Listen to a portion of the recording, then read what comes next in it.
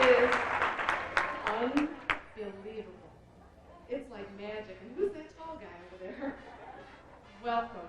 I cannot believe I'm standing here and saying this and looking at all of you out there. Thank you for coming. I'm delighted you're here, and I'm still dumbfounded. I hope you'll have a good time. Are you having a good time so far? All right, okay. There are complete series walking around in this room. Oh, did I say something wrong? The idea of the game is to go around and complete your series. Here's how we're going to do it, gang. We've got lots of volunteers out there that are going to help you. But what we got to do is this. The first two complete Keepsake Ornament series as a group, as a series, come on up here. Doesn't that look promising, all those prizes? My first two complete Keepsake series, but wait. My first miniature ornament series, come on up. My first unofficial series. Does everybody know what an unofficial series is? Okay, it's things like The Little Angel, Donna Lee's Angel. That's an unofficial series. Snoopy is an unofficial series. So the first unofficial series that's completed. And just to spice it up, the first two people that identify the fact that they are wearing non-keepsake ornaments, we have a prize for you too. So please go enjoy, mingle, enjoy the band, and we'll get back to you in a little while. Have fun.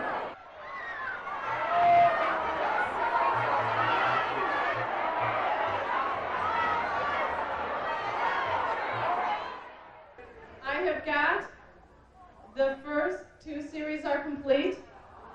Oh, my first unofficial series is complete. I have my two non-keepsake ornaments. Now, without jumping all over each other, do I have a miniature ornament series out there? I need the other elf.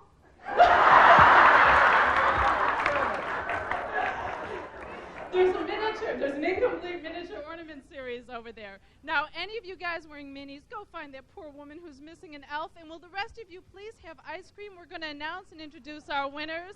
Oh, there's more to come. Don't sound so sad. Okay. We've got some fun entertainment for you tonight, we think. We're going to play a little bingo with the Keepsakes twist. Let me take this moment to introduce our bingo callers. This gentleman on my left is Mr. Alex Mara. He's a native Kansas Cityan and is a semi-retired electrician. He calls bingo regularly and is a member of the Northland Optimist Club. You may recognize the name Mara because he is the father of keepsake artist Anita Mara Rogers. It is a family affair. First thing you got to do is say, hi, folks. That's the way I've been doing it for 12 years. The first game is the letter H, patronizing our boss, Hallmark. You'll notice in the letter H there are no igloos. Oh, well, no nutcrackers. No nutcrackers, no ends, no nutcrackers. Because that center mark is the free space, so therefore we don't call any ends. So we'll call bears, igloos, geese, and owls. Attaboy. Okay, you ready? Okay, we mix them up.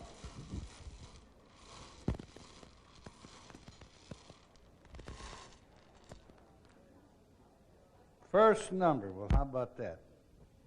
Bear, 1. Owl, 67. 6-7.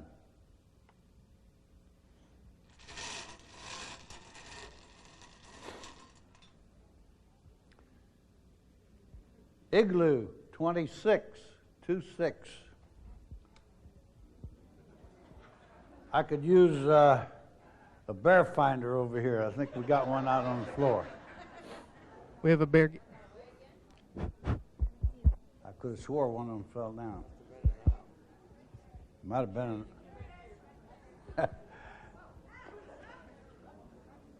I'm going to call that one too. Igloo, 19. 19.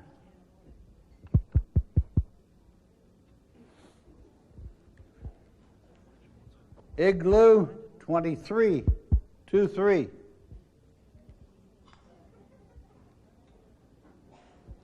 Igloo, 28. 28. We don't have a housing problem, do we? Bear, 9. 9.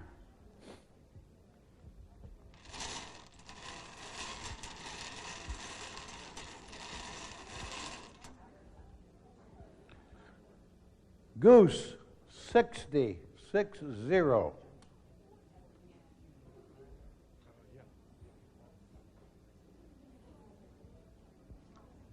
Igloo, 36. 36. Hey, ho. I guess I struck out on that. That's not igloo. That's a nut, just like the guy that's calling. Alex, we must keep our igloos and our nuts straight now, okay? Has to be on the outside lines. You gotta get both sides turned on. You should see the disappointment on her face. She didn't get it. Are you okay? Bear, 14. Ah, we got a Let's. Hallmark. We have it. We have Okay. it. You want to call the letters, Linda? We got Yes! a bingo. Stand up. Yes, yes, yes, yes. Wait. Yay! Well, we have to go through a little spot. Now, Alex.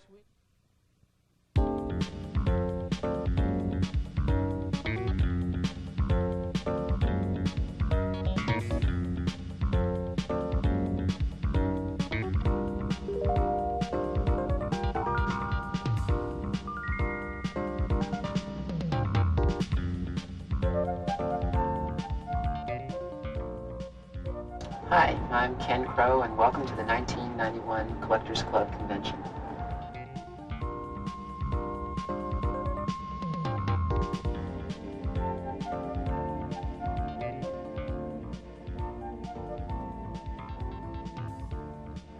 Hi, welcome to Kansas City. Hi, welcome to the... What year is this? 1991. Welcome to the 1991 Collectors Convention.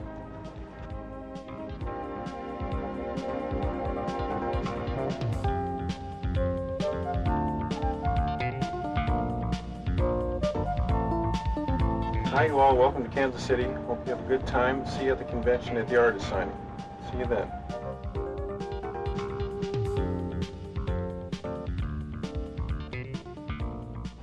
I take these little bitty hammers and these little teeny saws and I go hammer, hammer, and saw, and then people think I'm working. And when I go home at night, these little magic elves come in here, Yeah. and they make these things. And then when I get here the next day, it's all made. So it's not you at all? No. And they think I did it. Isn't that good? And you get paid? Yes. Do you share anything with Hi, welcome to Kansas City. I'm Diana. And I'm Julie. And we just want to say hi. Hi to the collectors. Thanks for coming to Kansas City. Yep. Hope you enjoy your stay. Hi, I'm Dick Sears. I'm the technical guru in Ornament, and welcome to Kansas City, and hope you have a good time.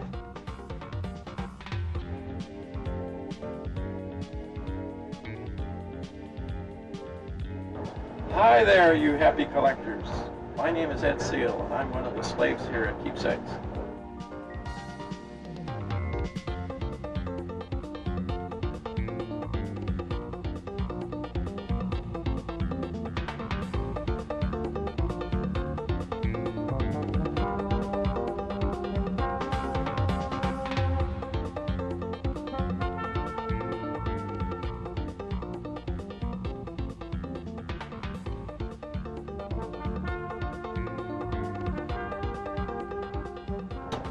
Glad to see you today. Nice to have you looking in on.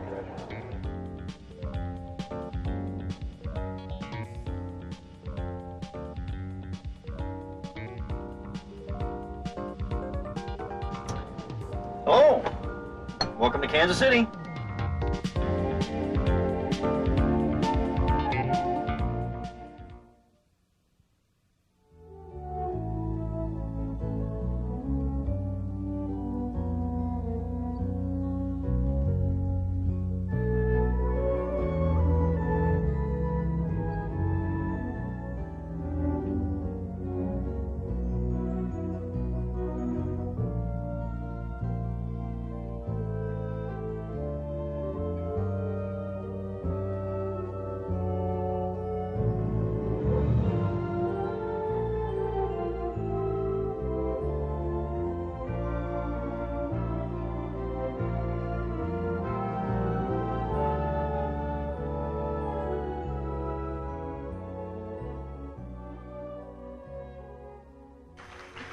These are the people that keep this club going, and I'd like to introduce them to you now.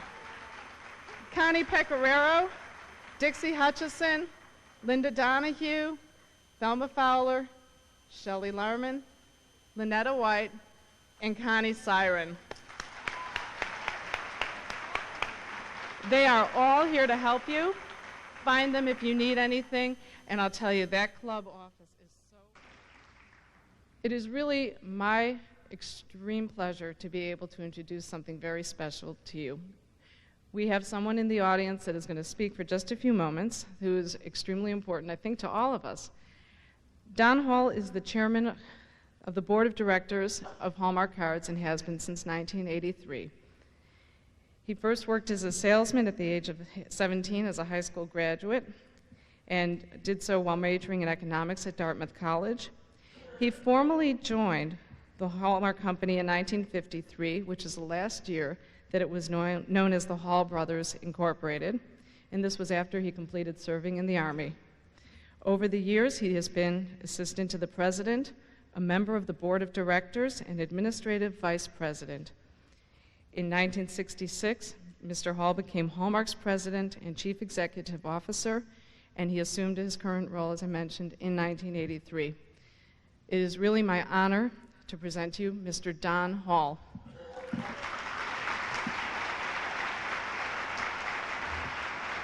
Thank you. Do you think that it would be okay if I gave him a passport to the convention? Now you're an official registered guest of the convention. Thank you. Well, great. Thank you so much, Rachel. I didn't know I was going to be official member. That is marvelous. Wow, this is quite a crowd. It's really marvelous. I'm so delighted. I can't tell you how much pleasure I have in saying welcome to you and hoping that you enjoy your stay in Kansas City. It's unbelievable to me that this group would show up with such enthusiasm. I hear you were here early, many of you, which is great. Rachel and her staff have put together a very exciting schedule, it seems to me. You may not realize it, but this convention has been 3 years in the making. It was planned with great care for one reason, and that's simply because we wanted to show you our appreciation. You're very important to Hallmark. Your enthusiasm and support, along with that of thousands of other keepsake collectors around the country, have helped us improve our ornaments and expand our line. We listen to and learn from your suggestions. With your help, Keepsakes has grown from a line of 18 ornaments in 1973 to 198 designs today. Although we didn't know how our first ornaments would be received, we did know that they seemed consistent with our mission. From the earliest days of our company, Hallmark has been helping people celebrate occasions and nurture relationships. I believe you share our conviction that strengthening the emotional ties between friends and family is a valuable and very worthwhile endeavor. My wife, Adele, and I know the feelings that special mementos can evoke. Each year, when we decorate our Christmas tree, we carefully unwrap about 24 very special ornaments that belonged to Adele's parents. No, they weren't Hallmark ornaments. In fact, they're about 100 years old, but each holds memories for us, and we place them in the same spot on the tree each year, just as they were placed when Adele was a little girl. By the way, I knew her when she was a little girl. Some of our favorite ornaments are the ones that our 3 children made when they were in school. Now that they're grown, they seem a little embarrassed when we still keep hanging those homemade decorations out. But on the other hand, I've noticed that recently their protests are growing a little weaker now that they have children of their own. We also get a few new ornaments each year, including keepsake ornaments. And long ago, we started a little game to play with those new ornaments. Adele and I put them ourselves, without anybody around, up on the tree and ask our children to try to find them. These days, our grandchildren are probably the greatest fun. They join in that. Of course, the tree suffers, and occasionally an ornament suffers, but it's great fun to watch them look for the new ornaments. We hope you enjoy your stay, and thank you again for coming. It's a pleasure to be with you, and I'm delighted to be a co-member now. Thank you all. Your next speaker, Gordon McKenzie, has been the watchdog of the creative process for some time, ensuring that the immense, and I do mean awesome, creativity of our artists and writers is able to function freely and coexist with the needs of our business process. Gordon's title is The Creative Paradox of Hallmark. He's a very much sought-after speaker for many national organizations, and 2 of his topics, How to Avoid the Big Hairball and 2 Slices of Insanity, are examples of topics that he uses to inspire creativity. In Webster's dictionary, the word paradox is defined as a statement that is seemingly contradictory or opposed to common sense, yet is perhaps true. Now, you're about to see some things that will at first appear as if they make no sense, but they will ring with great truths, I believe, as Gordon interprets them. It has been described of Gordon that in our corporate world of gray, mauve, and beige, he is day-glow orange. When you meet him, I think you'll understand the comment. Would you please give a warm Collectors Club welcome to the creative paradox of Hallmark cards, Gordon McKenzie.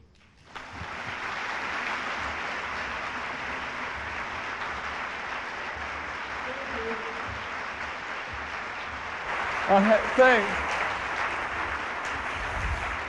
I had such an excited feeling this morning when I saw you coming in here. Are you aware that not all groups are like you? Huh? Are you? I gave a presentation, kind of a version of what I'm going to share with you this morning, to the, I think it's called the Investors Fiduciary Trust Company. It's a Kansas City bank. And we gave it, we had it at the Kansas City Club. And when I went in there, one of the things that struck me immediately was, this is a club I will never be invited to join. And then I thought, well, it's probably just as well because I don't think I could afford it. Went in and we had the meeting in this great kind of baronial hall. And they had a whole bunch of these high-back, stiff, but nicely upholstered chairs. They seemed to be, yeah, they were painted or stained white. And they were in 2 very careful rows with a wide aisle down the middle. And we had all kinds of room in here, or in there, I mean. I got up front and noticed behind me this enormous stained glass window. And they had set up a stage also. And I said, I feel as if I'm about to marry somebody. And that's not what we were here about at all. So what I'd like to ask you to do is to kind of rearrange your chairs to introduce a little bit of disarray. They all sat there like this. And I was imagining they were thinking, is this some kind of a test? None of them would move. They are so, it seemed to me, so programmed into being precise and having everything lined up that it was really not an easy thing for them to do. Compared to that, I saw you all come in here, and people were picking up tables and kind of moving them over like that. Great, wonderful. Pretend that I have some 3x5 cards in my hand. I say to you, have you ever watched somebody give a presentation with 3x5 cards in his hand? And I say watch because here's some. This is great. Oh, I don't want to steal somebody else's thunder. Anyhow, have you ever seen? I won't throw these away if somebody's panicking back there. Whenever I see someone give a presentation with 3x5 cards in his hand, invariably I start to fantasize as to what's on the 3x5s, and it's always more interesting than what the person's saying. So he basically loses my interest as a speaker. Hopefully, so that won't happen this morning. What I've done is enlarge my 3x5s, which are basically my cue cards, so you can see the whole presentation right from the beginning. If you can't see the cards from back there, even in spite of, I've never seen one of those before. Okay. You have your little souvenir biodegradable handout with all of the little symbols on them. You notice the bottom 2 rows are empty. That is in case you want to invent symbols of your own. You can just fill them in there. What I would invite you to do, if any of you has a curiosity about any particular card, simply call that number and I'll give you that portion of the presentation that's triggered by that card. Number? 8. I heard an 8. All right. This is a drawing of the back end of a giraffe with a dimension of 6 feet. Another San Diego story. About 2 years ago, I was in San Diego for the first time, had some time left over, so went to the zoo. Saw that they have these open-air double-decker buses. You can ride around and they have these tight winding roads that go through the zoo. And I got on one of the buses and was glad because we had this really gregarious bus driver who had all kinds of anecdotes about the animals in the zoo. And when we came to where the giraffes are kept, he said, you know, the San Diego Zoo is famous in that it uses psychological barriers as well as physical barriers to confine the animals. He said, for example, you notice where the giraffes are kept, there's no fence. And sure enough, there wasn't, and I presume still isn't. All it was this little moat, about a 3-inch deep ditch, about 2 feet wide, filled with water. Very easy for the giraffe to step over. He said giraffes will not step over that. The reason for that is all giraffes are terrified of heights and terrified of falling. And the reason for that is the very first thing a giraffe experiences when it's born is a 6-foot drop and it lands on its head. If you can imagine, pretend if you would,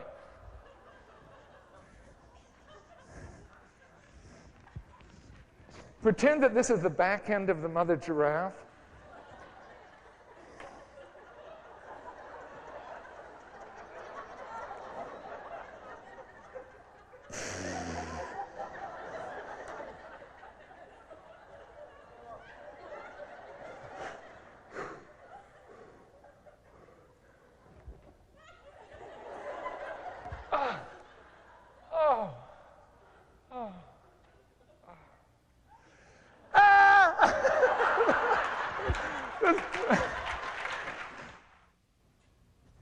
Number 17? 7, okay. 7. Hugger boxer.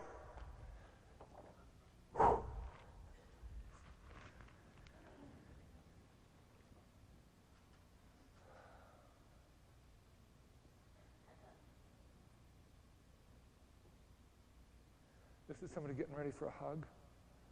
It's open. It's vulnerable.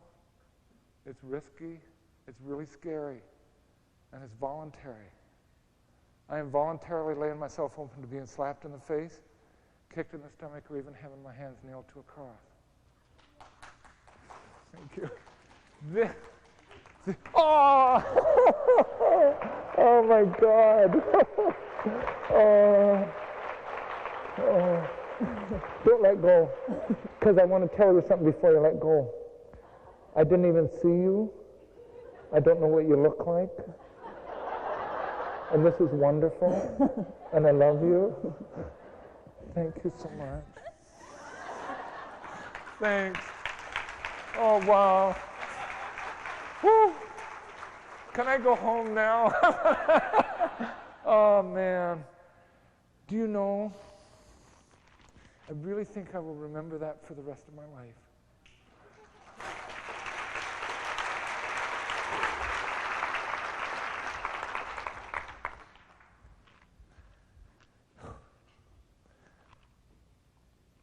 On the other hand, this is somebody, and please nobody come up for this one. This is somebody getting ready to box, okay? It is defensive, potentially aggressive. Now just look at the symbolism of this stance. It's all turned inward. This doesn't have anything to do with growth. The only kind of growth this is the growth of an ingrown toenail. It's all inward. The very best I can do this way is to bash somebody else's brains loose. The very best I can do this way is to achieve loving unity. As painful as this can be, and as scary as it can be, I don't think I have a choice. Number 3. I heard a 3. You've had a glimpse now into how the creative juices begin flowing, and as you can well imagine, since we had to holler number 19, you hate to stop once that is working. But we're going to take you a little farther into the process now and show you a video that is entitled appropriately, How Keepsake Ornaments Are Made. It'll take you through various stages of the process.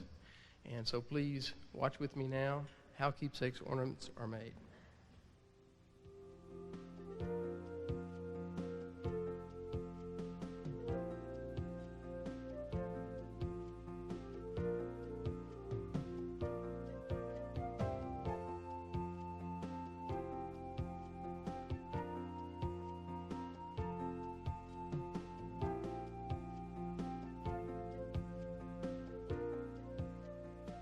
I'm real fortunate to work with what I think are some of the most talented and skilled sculptors around.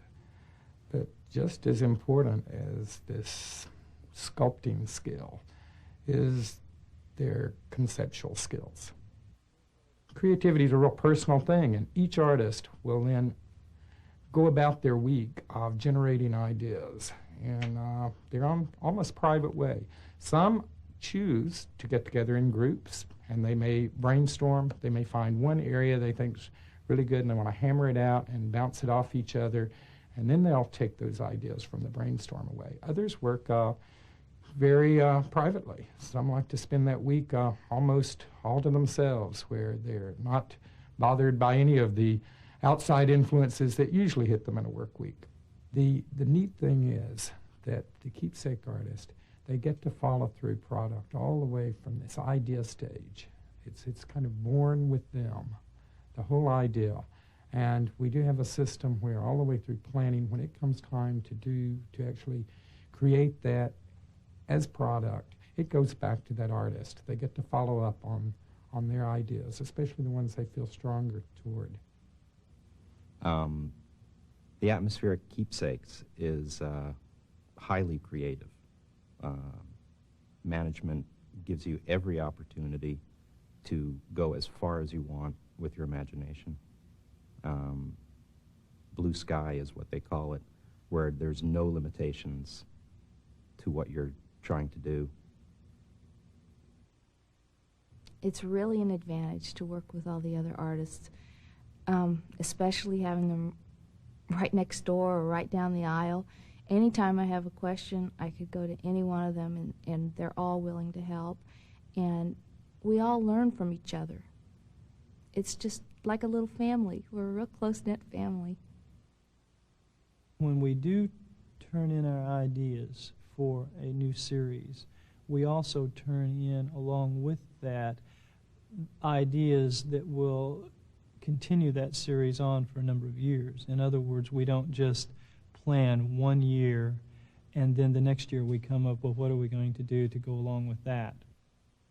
The challenge in doing miniature ornaments is working in the small detail size, getting the intricate designs that you have and working in that size and making them accurate. You work the actual size that is produced. You don't work large and have it shrunk. When you have worked on that and you put your thumb in the wrong place, or you put your hot tool in the wrong place and you just totally wipe it out and you start all over again. I've done that a lot of times. So that the challenge is in getting the tiny, tiny details. I write up the technical notes for the blueprints that tell the manufacturers what we want. We're very conscious about quality and about making sure that the product will be something that will last, because we're making keepsake ornaments, and we want it, you know, the brass on an ornament to look just as bright and shiny 20 years from now as it does the day that they purchase it. I'm going to talk to you this morning about creativity and as it applies to the 1991 Keepsake line. As Rachel says, I know the artist pretty well. I'm the one who puts all those words on the ornaments. Every year when they say, how many words are we going to put on? I just say, look at the encyclopedia, you know, and fit it on that space. I'm also the person that does all the words for the ornament boxes. And we just have a lot of fun together. I talked to all of the Keepsake artists, and I found out what inspired the designs that you'll see in the 1991 line. This is possibly one of the most innovative ornaments we've ever done. I just have to tell you everything it does. It does everything but swing from branch to branch, really. It's our first wind-up ornament. The ark rocks, and it slides back and forth. Noah tosses the dove. The lion's head moves in and out. The elephant shakes his head from side to side. And the giraffe moves his head forward and back. All that in our Noah's Ark. Ken says if he had to pick one ornament that he wants to be remembered by, this would be the one. This took very exact measurements. I'm going to share a few little technical details as I go along. Ken used a new tool to make all the gears fit together. It's called a Bridgeport mill. Now, I don't know about you, but I sure didn't know what that was. And I said, Ken, what is that? And he said, it's like a drill. It takes off just itsy-bitsy little pieces of material. So the gears in this ornament and all the parts are correct to 1,000th of an inch. That's correct. Ken says, if my little kid were to pull a box of ornaments out when he's older, you know, to show what Dad did when he was at Hallmark, he hopes this is the ornament he pulls out. And Ken has 2 little kids that might do that. There's Paul, who's about 2, and then Michelle, who's brand new. It's a Wonderful Life, especially at this convention. But this is our It's a Wonderful Life ornament. It's a magic ornament. It has blinking lights, and it was created by Donna Lee. Donna Lee says, I'm a movie fiend. I'd be happy to go to the movies every day. And then she thought for a few minutes, and she said to me, you know, I really do watch movies every day. And she does, because Donna has 2 VCRs and a 35-inch TV with a direct view monitor. I think kind of about the size of the screens here. It's a Wonderful Life is one of her favorite movies. I think it's everybody's favorite movies around the holiday. She wouldn't even tell me how many times she saw it. She said something really nice about this movie that I want to share with you, and I'm quoting. She says, we all think our lives are unimportant, kind of like Jimmy Stewart, but we all contribute in some way. Things would be different if we weren't born. And I think we can all agree with her. This is Lulu and Family. It's an artist's favorite miniature ornament, and it was done by Anita Mara Rogers. Now, Lulu is the largest of the group, and she's a Basset, and you'll probably remember her because she appeared in the 1989 ornament Thimble Puppy. Now, Lulu is Anita's Basset hound, and when she was sculpting this ornament, Lulu had had puppies. Here they are, from left to right. There's Junior, Miss Piggy, Toby, and Fred. Now, when Anita was sculpting this, she has the puppies doing things that reflected their personalities. Chad kind of thinks of himself as an elf. He loves fantasy characters. He says, I envisioned myself as an elf when I was a child, and I can even show you a picture of an imaginary forest land that I drew as a place I'd want to live in. Chad sees living in the woods as a perfect lifestyle, living close to nature, kind of like an elf. He says to him, elves are really little sculptors. Well, here is, I think it was mentioned before, the first in the new lighted Peanuts series. And this has flickering light, the fireplace flickers. And Dill Rodas sculpted this ornament. Dill has done several of our Snoopy and Woodstock ornaments. He really enjoys doing Peanuts because he said he likes Schultz's sense of humor. There's such affection, he says, between all of the characters. He said the affection is shown in many ways, sometimes the way they're posing, the situation. He says sometimes they're whimsical, sometimes they're ornery, but you always know there's a special feeling, a closeness between all the characters. Just for information, Dill also did the Snoopy and Woodstock with the pepperoni pizza ornament that you'll find this year. This next ornament is in the second row from the top. I believe it's all the way over to the left. It's Kitty in a Mitty, Little Kitten in the Mitten, and it was sculpted by Trish Andrews, who, by the way, is married to Dill Rodas. And she said, "That's Tuffy. That's the cat I had. I had a cat like that. Same color, same everything. It's real ornery." I thought that was interesting because Dill used the same word when he talked about Peanuts. I told them they'd been married too long. They're starting to talk like each other. Here we have our fine porcelain Christmas Carol collection based on the wonderful story Christmas Carol by Charles Dickens. This was also done by Dwayne Unruh. We have Tiny Tim, Mrs. Cratchit, some Merry Carolers, Ebenezer Scrooge, and Bob Cratchit. Now, Dwayne said Tiny Tim was the hardest of the three of the group to do because they all had to be in proportion. Well, he first sculpted Tiny Tim standing up, just the right proportion, and he was really teensy Tiny Tim and just didn't look right. Then he sculpted him bigger. He looked too big. So we fudged a little again, and he sculpted him bigger and sat him down. And sure enough, he looks just right that way. Dwayne said that if we stood him up, we'd have to call him Big Teenage Tim. Little change of pace here. We have the Mole Family Home, which is a flickering light ornament by Julia Lee. Julia calls this the first underground ornament. And she identifies it with it because she lives in an underground solar home. This is the first in our Classic American Cars series, which Claire liked a lot. This was created by Don Palmer. It's a 1957 Corvette. I think he's not exaggerating when he said cars are a consuming interest, that he's always loved cars since he was a little kid. And indeed, Don has collected cars. He's had a 68 Corvette, a 62 Corvair convertible, a 63 Rolls Royce, and a 66 Tornado in his day.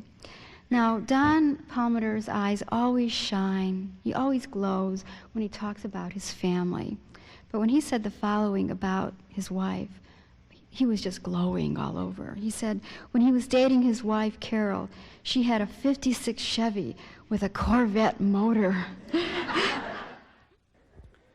But we have a real treat in Sarah Taylor, an artistic director and photo stylist that has been with us for some time. Sarah has worked on the 3rd, 4th, and now 5th edition of the Keepsake Ornament Collector's Guide. Did you like what you see? Of course, the book is by Clara Grogan, so she's going to share with us some easy decorating ideas. I was thrilled when Rachel asked me to come speak with y'all because I've had so much fun and I wanted to share that with you. And then the other thing I was so excited about is I was going to meet other fellow club members. I'm a charter member also. I'm sure a lot of This first slide is the first photo you'll see in the book. It was developed specially for Clara using commemorative ornaments. And you'll see that there's a grandparents' ball. She's very proud of her granddaughter. Just ask her. And there's a granddaughter's or baby's first Christmas girl, baby girl. And there's a commemorative ornament for first Christmas together for her son and daughter-in-law, plus Santas and all sorts of wonderful things that you would put on a display. This next one is Southwest, and I used a painted little hutch and strung together some Feliz Navidad for the traditional chili pepper look.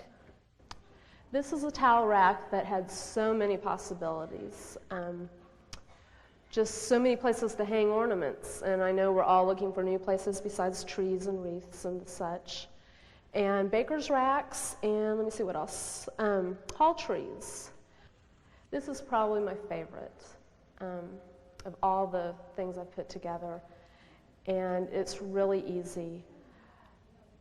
I have a gallery of photos in different places in my home of friends and family, and ones of like my father-in-law when he was a little boy, and my dad when he was a little boy, and it just brings warm memories to me.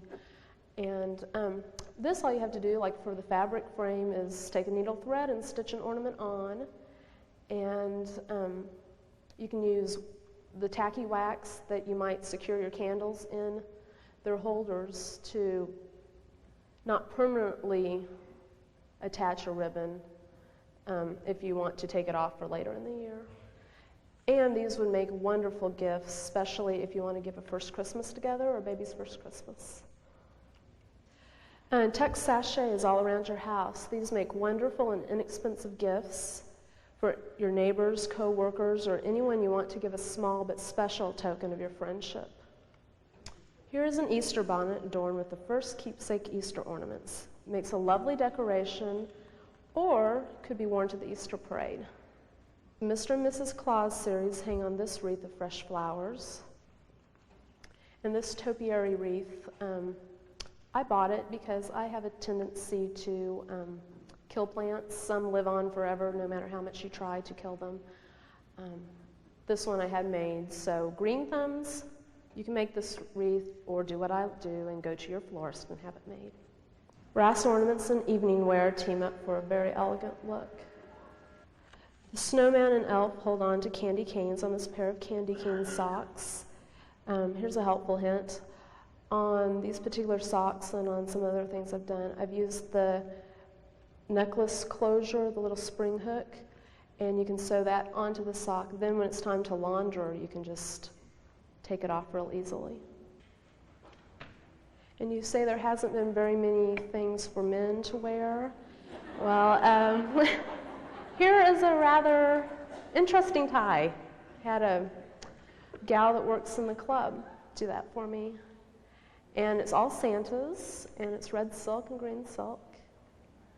So I took Hallmark trims here and stitched on the moms, the little white trim.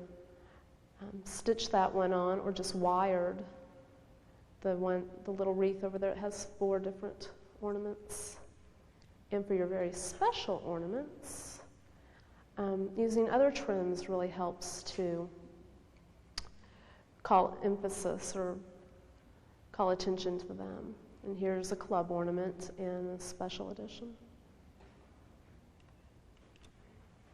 I want you to take special notice of this potpourri, this sachet. Again, very easy to make, inexpensive to give away. Brad, could you take your tie off? Excuse me? Uh-huh. Just tie. No other clothing, just a tie.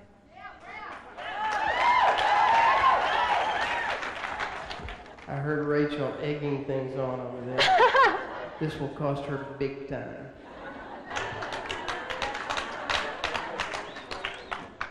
Now, could you put this one on? Oh. You might want to just slip this one over. We already tied it for you. We already tied it. Look at this face. Well, you work on it. I'll give Julie something. You work on getting that slit out, and I'll give Julie a bolo.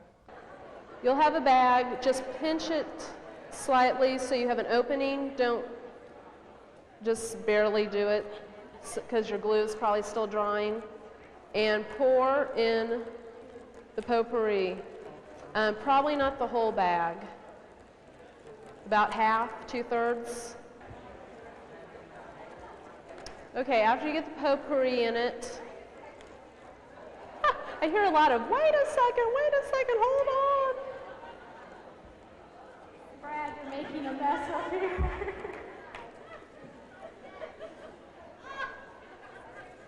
Hopefully when you get done, it won't look like Brad. She doesn't trust me to tie the bow. Place your flower, make it straight, diagonally across your bag, like so. Now put your ribbon around it. And the trick is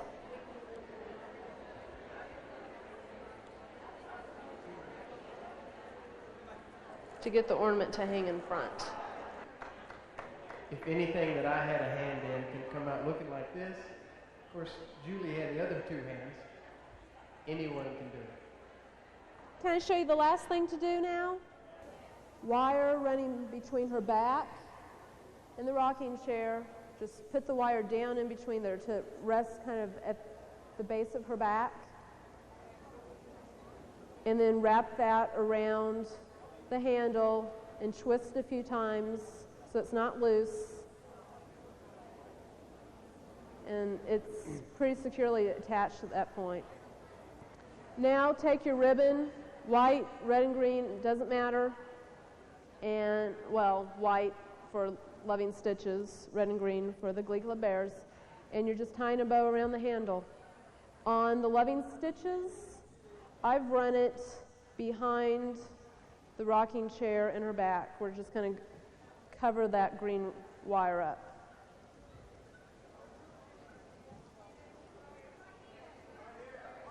Got some folks over there that need to be wired. They are wired. Thank you for letting me bring these to you. I think Rachel wants to move on to the next thing. Thank you, Julie. Thanks, Brad. We were talking about babies just a little bit earlier. And we have a new one in our midst. We have a new grandmother this morning, Lou Jensen from Glenwood, Iowa. Are you here? Had a grandbaby, became a grandmother this morning, is that correct? Boy or girl? A girl? Do we have a name yet? Jessica Lee, weight? 8.5 pounds. Would you come here for just a moment, Lou? You're trapped. If you could take this home in honor of Jessica Lee, we'd be very grateful. Congratulations. Hey, Brad, I have an idea. How about if I introduce the panel discussion and you haul the chairs? Gotcha. Okay. I knew he was a gentleman. Did you have fun doing those art projects? Great. That's great. I'm going to be introducing to you some of my colleagues from the Keepsakes business unit, and it is really my pleasure to do that. We've got people out in the audience that have microphones. When you've got a question, if you'll just wave or stand up, we'll get people to you as quickly as possible. I was wondering what the possibility might be of Hallmark developing a string that would support the electricity for those motion ornaments. I think I know who gets this one. Mark, save me. The magic ornaments are set up maximum of 3 per string. It's on the instruction sheet. I know that's not always explosively read. The problem with setting up or building an ornament that you put 100 on 100 string, light string, it's not impossible, but it'd be cost prohibitive from an engineering standpoint. You have various transformers that step down your electricity. You have 110 coming in and you have to step it down to like 2 milliamps. And I'm not an engineer, but the engineering people that work on it says it really cannot be done. So all of you that have magic ornaments recommend, or you must put a maximum of 3 per string, or else you have a chance of burning them out. They'll go so slow that they actually burn out the motor, or they just won't run at all until you bring it down to 3. And I know some of you can put 5 and 10, they still work, but we sure don't recommend it. I have a two-part question. Number one, I live in a very badly neglected area, the world it seems. It's called Utah. But a pretty part. That's right. But what I was wondering is, I'm finding out numerous things about this place. What do we have to do, number one, to get a signing coming to Utah? Dixie, if you'll take the Utah question. Well, first of all, I agree with you. Utah's a beautiful state, and I'd like to travel there on an artist appearance trip in the future myself. One of the things that we tried to do this year, and we're really going to strive to do it more in future years, is to take our artists to areas where we haven't visited before. There is a tendency to want to go where the greatest number of collectors reside, and that's because we can reach the greatest number of you. But I've heard from many of you during this convention that there are some areas that we haven't visited in the past, and you said, please, can we have an artist appearance there in the future? I promise you we're going to look at that. We are looking at it, and I promise we're going to visit some of those areas next year that we haven't been to before. I know you have a lot more questions. We didn't get to them all. We are around. Some of us will be around at the artist signing event. Please come and ask us your questions.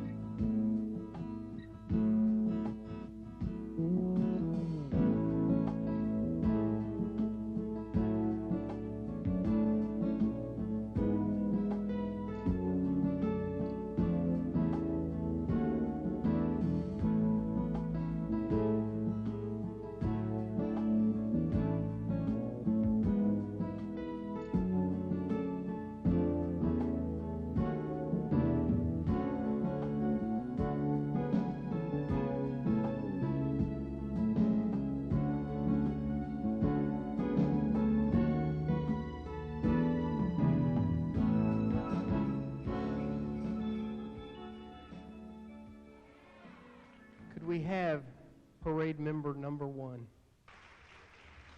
I'm going to lead them around the room, and we'll actually do this in parade fashion.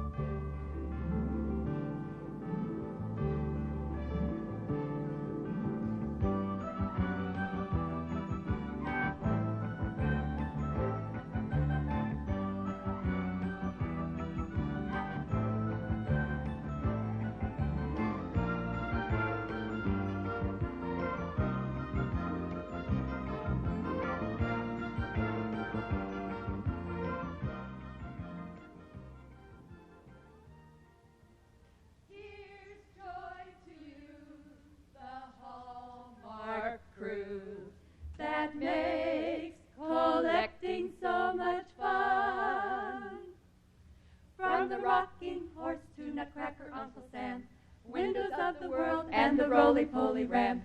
To you our praise we sing, to all of us much joy you bring. From California we three have come to join the fun. Rachel, I hate to say it, but we're down to our last appropriate design. Ho, ho, ho.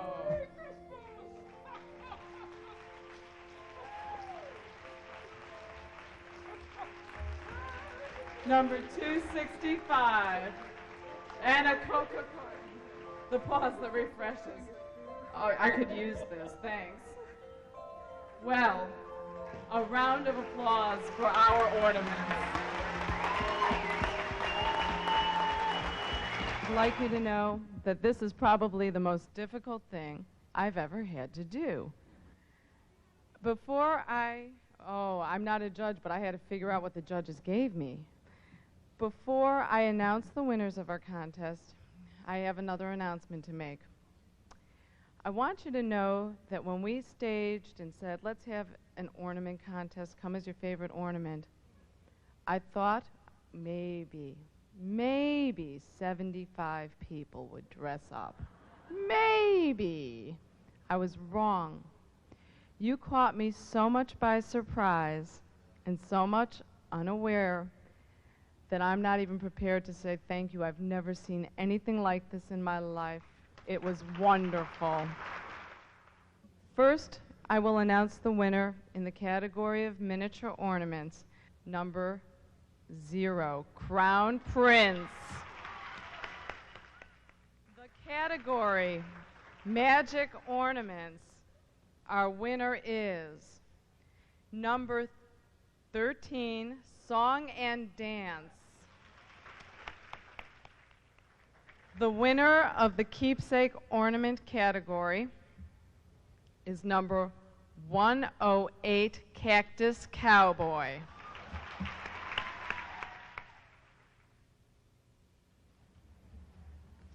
Crown Prince, our number 1 winner. Thank you. Thank you. Song and Dance, our number 1 magic.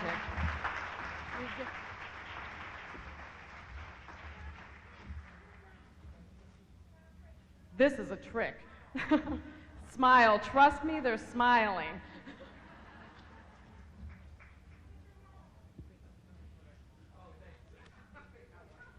And my number 1 keepsake, Cactus Cowboy. Lynetta will give this to you.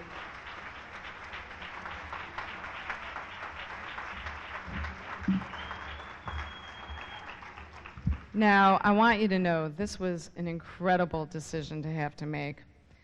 That we have one more prize to award, and that was for the best costume, the best effort overall. I present to you numero 1, number 77, Jack in the Box. Give us a jingle.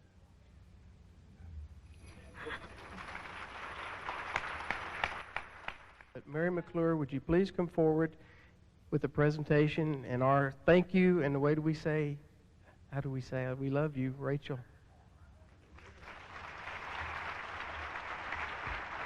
Rachel, this is for making dreams come true for all of us and giving us 3 days we'll never forget. And this is all, wouldn't have happened without you. So from Hallmark, thank you.